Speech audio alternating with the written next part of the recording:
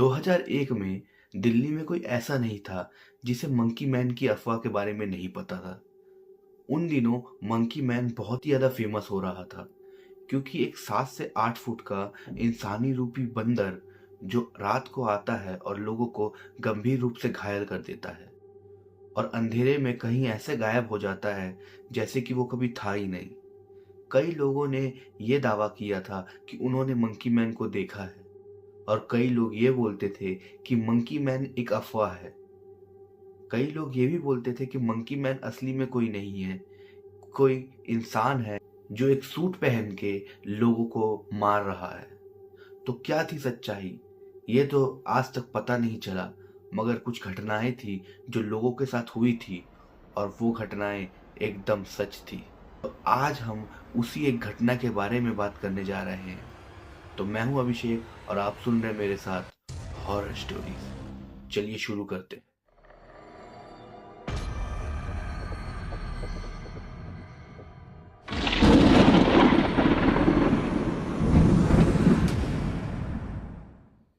मैं सूरज। जब भी मैं उस दिन को याद करता हूँ मेरा पूरा तन बदन डर से कांप उठता है। मुझे आज भी वो शाम बहुत ही अच्छे से याद है। मैं 2001 में करीब 14 से 15 साल का था। गर्मियों की छुट्टी पड़ने के कारण मैं अपने दादा दादी से मिलने दिल्ली गया हुआ था। हमारा जो घर था वो कॉलोनी के एकदम बीच में था और मुझे ऊपर के फ्लोर में एक छोटा सा रूम मिला हुआ था। मेरे उस छोटे से रूम में एक बहुत ही बड़ी खिड़की थी। उस खिड़की से पूरी कॉलोनी दिखती थी। मैं अपना अधिकतर टाइम वहीं पर बैठा हुआ किताब पढ़ते हुए बिताता था। बस एक अमावस की रात को जब मैं किताब पढ़ रहा था खिड़की के पास बैठ के, तब अचानक से मेरी नज़र अपने पास वाली बिल्डिंग पे जाती है और मुझे जो दिखता है उस पे पहले तो मुझे विश्वास नहीं हो रहा था क्योंकि पास वाली बिल्डिंग के छत पे एक अजीबोगरीब जानवर जैसी रूप की आकृति मुझे दिख रही थी जो अंधेरे को चीरता हुआ उस बिल्डिंग के ऊपर खड़ा शायद मुझे ही देख रहा था। मैं उसे देख के इतना ज़्यादा डर जाता हूँ कि खिड़की से साइड हट के मैं चुपचाप अपने बेड पे बैठ जाता हूँ। तब थोड़ी देर बाद वो जानवर वहां से गायब हो जाता है। जब मैं कुछ देर बाद खिड़की से वापस देखता हूँ मुझे वो जानवर नहीं दिखता। तभी न्यूज़पेपर और न्यूज़ चैनल्स में मंकी मैन का जिक्र होता है।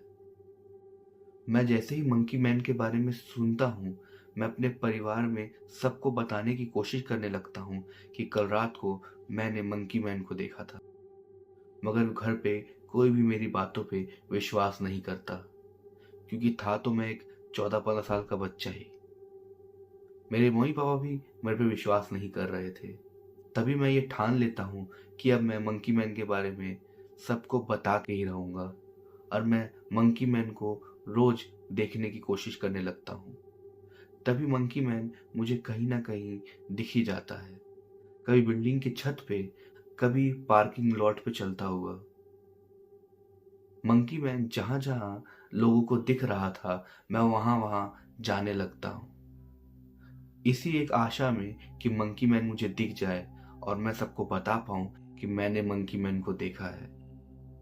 मगर मंकी मैन कितना डरावना हो सकता था वो मुझे कुछ दिन बाद पता चलता है।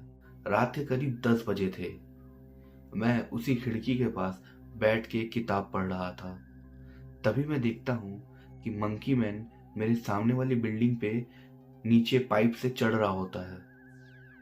वो आस्ते आस्ते पाइप से चढ़ते चढ़ते ऊपर छत पे चल जाता है और उस छत पे रामेश्वरम अंकल घूम रहे थे। और जैसे ही रामेश्वरम अंकल मंकी मैन को देखते हैं वो बहुत ही ज़्यादा डर जाते हैं और हड़बड़ी में उनका पैर फिसलता है और वो अपने घर के छत से नीचे गिर जाते हैं। ये देख के मैं दौड़ते हुए नीचे जाता हूँ और मम्मी पापा को बताने लगता हूँ ये बात। और जैसे ही मम्मी पापा सबको लेके बाहर जाते हैं तो मंकी मैन तो था नहीं मगर रामेश्वरम अंकल जमीन पे गिरे हुए थे और वो मर चुके थे। ये सब कॉलोनी में कुछ ज़्यादा ही बढ़ चुका था। आए दिन लोगों को मंकी मैन दिख रहा था और मुझे भी मंकी मैन दिख रहा था। मेरे को घर से निकलना एकदम सख्त मना था। मंकी मैन बहुत ज़्यादा ही वायलेंट हो चुका था, क्योंकि मंकी मैन जो भी सामने आ रहा था उसे अपने नाखूनों से चीर-फाड़ दे रहा था। लोगों का कहना था कि मंकी मैन एक असली में कोई जानवर नहीं है, कोई एक 7 या 8 फुट का इंसान है जो बंदर के कॉस्ट्यूम पहन के लोगों को मार रहा है। क्या ये सच था? तो मैंने उस दिन क्या देखा था? एक इंसान बड़ी-बड़ी छलांगे लगा के थोड़ी ना बिल्डिंग से इस पार से उस पार जा सकता है। ये तो कोई जानवर या सुपरनैचुरल एंटिटी ही कर सकती है। मैं लोगों को ये बताता था, मगर कोई मेरा विश्वास नहीं करता था। तभी एक दिन मैं अपने दोस्तों के साथ क्रिकेट खेल के घर वापस आ रहा था। मैं और मेरा दोस्त राहुल रास्ते के बीचों बीच चल रहे थे। हमें आते आते करीब 6:30 बज चुके थे और रास्ता थोड़ा थोड़ा अंधेरे से ढक रहा था। तभी हम डिसाइड करते हैं कि एक छोटी सी गली से निकल के तुरंत अपनी कॉलोनी में चल जाएंगे और वहां से अपने घर। मैं और राहुल जैसे ही उस गली में घुसते हैं, वो गली पूरी सुनसान थी। वो गली इतनी पतली थी कि वो पूरी गली ही अंधेरे में डूबी हुई थी। तभी मुझे और राहुल को ये एहसास होता है कि हमारा कोई पीछा कर रहा है। तभी मैं राहुल का हाथ पकड़ता हूँ और बोलता हूँ, जल्दी जल्दी चल यहाँ से।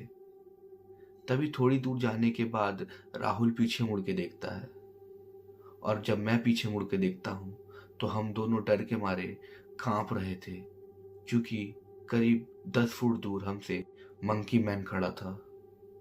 वो दानव 7 से 8 फुट ऊंचा था। सामने से वो इतना ज्यादा विशाल लगता था कि हम लोग के पैर बस थर-थर करके कांप रहे थे। उसकी आंखें लाल लाल भट्टी की तरह जल रही थी। मुझे समझ नहीं आ रहा था कि हम लोग क्या करें। तभी राहुल वहां से मेरा हाथ पकड़ता है और मुझे लेते हुए उस गली से निकल जाता है दौड़ते दौड़ते। मंकी मैन हमारा पीछा कर रहा था, मगर तभी जैसे ही हम उस गली से निकलते हैं, कुछ लोग हमें रास्ते में चलते हुए दिख जाते हैं और जब हम पीछे मुड़ के उस गली की तरफ दिखते हैं तो मंकी मैन उसी गली के अंधेरे से हमें देख रहा था। उसकी लाल आंखें अभी भी उस अंधेरी गली में चमक रही थी। तभी राहुल मेरे को मेरे घर छोड़ता है और दौड़ते हुए अपने घर चला जाता है। उसी रात मैं जब खिड़की के पास बैठा हुआ था, मुझे मंकी मैन अपने बगल वाली बिल्डिंग पे वापस दिखता है। वो गुस्से में गुर्रा रहा था और तभी उसे एक इंसान दिखता है छत पे।